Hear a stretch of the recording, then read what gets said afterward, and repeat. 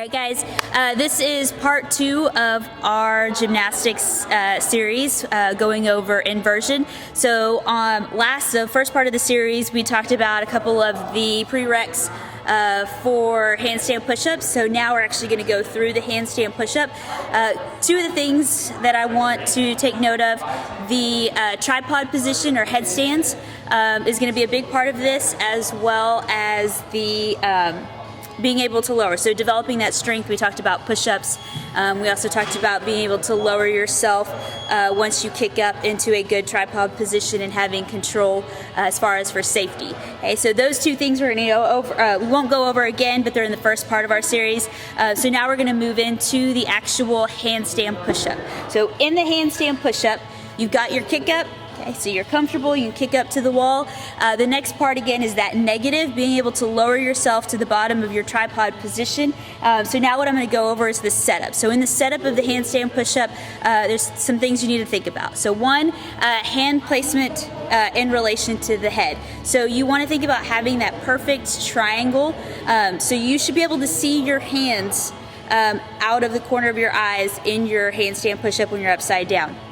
So that's the first thing. The second thing, guys, is going to be stacking. So you want to make sure that your wrist is stacked under your elbows, or your elbow is stacked over the top of your wrist. Okay, you want to think about a perfect 90-degree angle. So what this allows is for the most efficient and the strongest pushing position. So if you're in your handstand push-up and you've got this closed off 45-degree angle, not super efficient for pushing. Same thing if you go too wide, not as efficient. So you want to be right there, 90-degree angle. You want to be able to get as much driving force from your palm through your wrist into your elbow, which will then extend to the shoulder. Okay?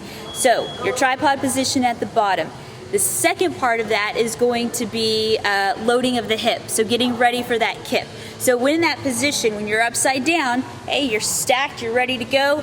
Now you're gonna bring your knees out to your elbows. And the reason why I always say bring knees out to the elbows versus bringing knees into center is just for balance. So when you start moving faster through handstand push-ups, if you're dropping your knees forward, it might tend to drop you forward or pull you off of the wall. So this way, with the knees out, kind of keeps you a little bit more balanced on the wall so that you can stay on the wall for multiple reps. So bringing your knees to your elbows, and then from there, this is a big part of it, and this is kind of where I see the most faults with people struggling with the kip.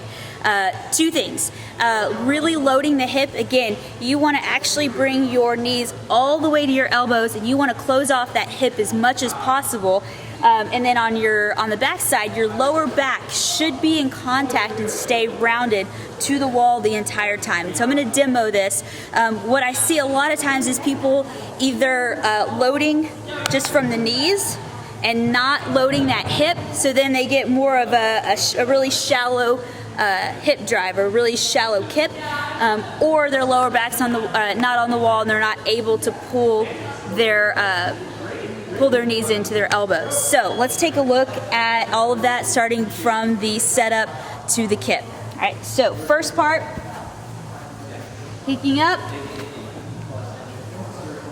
lowering.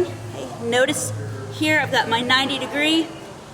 From here, elbows out. If you can come and see from the side, you can notice that my lower back is rounded. I can hang out here all day.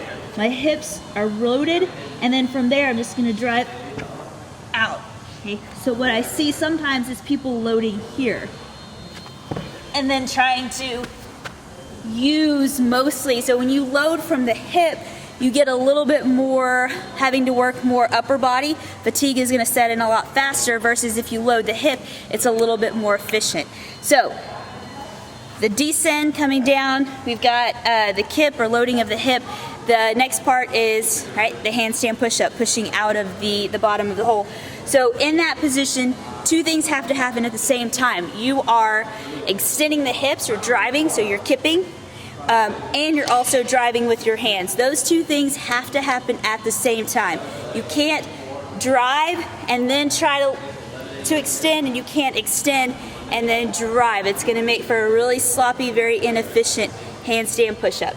So again, those two things are happening. You've got the hips loaded. You're going to be super aggressive. You're going to drive those heels back towards the wall, towards the ceiling, and then you're going to press out as aggressive as possible. Again, it's a very aggressive movement in the handstand push-up. So that being said, there's a couple of different ways that you can approach a handstand push-up. Okay, so there's handstand push-ups for speed, maybe competition, and then there's handstand push-ups for efficiency or high volume. So for instance, if you have a workout, maybe low volume, it's all about speed, maybe you have one set and it's just handstand push-ups as fast as possible, or competition standards, doing a handstand push-up that has a little bit more shallow of a kip, where you're just using the knees for extension, using mostly upper body, is going to be a little bit faster. The other way to make a faster handstand push-up, or to create a faster handstand push-up, is to start loading the hip for the kip as you're descending to the bottom of the handstand push-up. So instead of lowering and then loading the hip, you're actually lowering and loading the hip at the exact same time. So when you get to the bottom, pop and go, right? And then the third, efficiency. So efficiency is just a bigger kip. So if you know that you've got a workout that has, over 100 handstand push-ups or something crazy like that, high volume, or maybe you're not super efficient, or really this is not your movement, then you might want to think about loading the hip. So kind of what we talked about first, really loading the hip, getting that back as rounded as possible, bringing the knees all the way to the elbows, and getting yourself more of an efficient kip. So the difference between the extension of the knee, kind of a kip, or a shallow kip, and a deep kip, something that I like to use is kind of like a vertical jump. All right, so if I were to ask you to jump up as high as you can, naturally we load the hip here. Okay, so this is your bottom, the bottom of your handstand push-up, right? Closed off hip, ready to go. I'm gonna get a lot of power, full extension, no problem. You would never load to get the max out of your jump by just bending your knees and not engaging the hips here, right?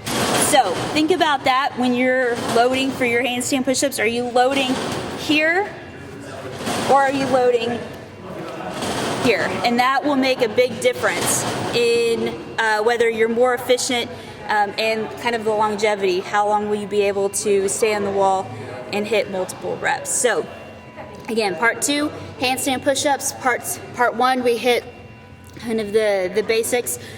So guys, if you have any more questions on handstand push-ups, the third part of our series, we'll move off of the wall and we'll move into handstand walking.